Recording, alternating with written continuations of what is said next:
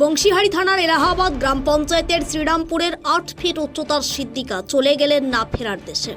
বিনা চিকিৎসায় চলে যেতে হলো তাকে। শোকাহত গ্রাম।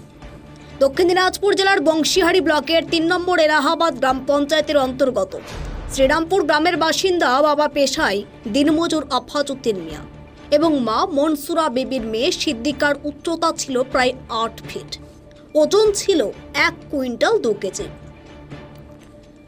অতি উচ্চতা এবং দেহভারের কারণে তাকে হামাগুড়ি দিয়ে চলাফেরা করতে হতো। তার এই দুর্দশার খবর সংবাদ মাধ্যমে প্রকাশ পায়। খবর প্রকাশিত হওয়ার সাথে সাথে সারা বংশীহারি এমনকি গোটা পশ্চিমবঙ্গেও আলোড়ন পড়ে যায়। অনেক স্বেচ্ছাসেবী সংস্থা তার দিকে আর্থিক সাহায্যের হাত বাড়িয়ে দেয়। চিকিৎসার জন্য কলকাতার পিটি হাসপাতালে ভর্তি করা হয়। সেখানে কিছুদিন চিকিৎসার পর তাকে বাড়িতে ফিরিয়ে আনা হয়। বাড়িতে চিকিৎসাবিহীনভাবে পড়ে থাকার খবর পেয়ে কংগ্রেস নেতা ওম প্রকাশ মিশ্র নিজ উদ্যোগে তাকে দিল্লির এইমসে ভর্তি করে দেন। সেখানে কয়েক মাস চিকিৎসা শেষে তাকে ফের বাড়িতে ফিরিয়ে আনা হয়। তার পরিবারের আর্থিক অবস্থার কথা বিবেচনা করে স্থানীয় বিডিও অফিস থেকে প্রতি মাসে ২৪ কেজি করে চাল দেওয়া হতো বলে জানিয়েছেন তার মামা মোক্তারুল ইসলাম।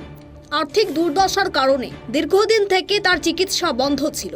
বুধবার সকালে শ্বাসকষ্ট নিয়ে তাকে গঙ্গারামপুর সুপার স্পেশালিটি হাসপাতালে ভর্তি করানো হয়।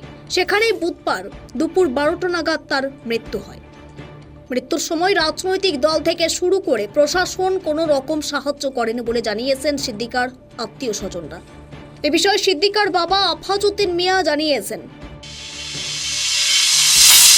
আমার বড় মেয়ে সিদ্দিকা পারুল মারা গেছে। এই পেট গ্যাস ফ্রম হয়ে মারলো, গ্যাস পাইপে কবে মারা গেছে? আজকে রাত দিন ১২টা মারা গেছে।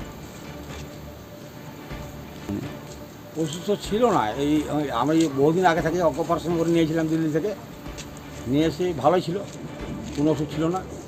হঠাৎ করে আগে ৩ দিন ধরে ওর পেট ফুলে ফুলে যায়, ওই ওষুধ নানি খাই, পায়খানা টায়খানা সব হয়, কিন্তু কালকে থেকে আর ওষুধ খেয়ে পায়খানা হয় নাই, পেট উপরে উঠে গেল, উড়ে ফুলে গেল, ফুলে যেয়ে মারা গেল আজকে ১২টা। আপনার মেয়ে ৭ ফিট ৪ ইঞ্চি। আমার বাড়ি উত্তর শ্রীরামপুর। আপনার নাম? আফাজউদ্দিন আহমেদ। এ বিষয়ে আত্মীয় গোলাম রব্বানী ও আনারুল ইসলামরা কি বলছেন শুনে নেব তাদের মুখ থেকে। সমস্যা কিছু না, কারণ 2 দিন আগে সিদ্দিকা পারভিনের পেশাব পায়খানা বন্ধ হয়ে যায়। বন্ধ হয়ে যাওয়ার পর তারপর ওই খাওয়া দাওয়া কিছু খেতে পারছে না। তারপর দিন দিন পেটটা ফুলে যায়। ফুলে যাওয়ার পর তারপর ওর বাবা কি করে কালডিগি হসপিটালে নিয়ে যায়। নিয়ে যাওয়ার পর আজকে 14 তারিখ, তো 14 তারিখে মোটামুটি 12টা সাড়ে 12টার সময় সে ওখানে মারা যায়। উচ্চতা 7 ফিট 4 ইঞ্চি। সে আপনার কি হবে এবং কিভাবে মারা গেল? সে আমার ভাগিনী, সে ওই পেট ফুলে গেছিল, আজকে 3-4 দিন ধরে ফুলে গেছিল।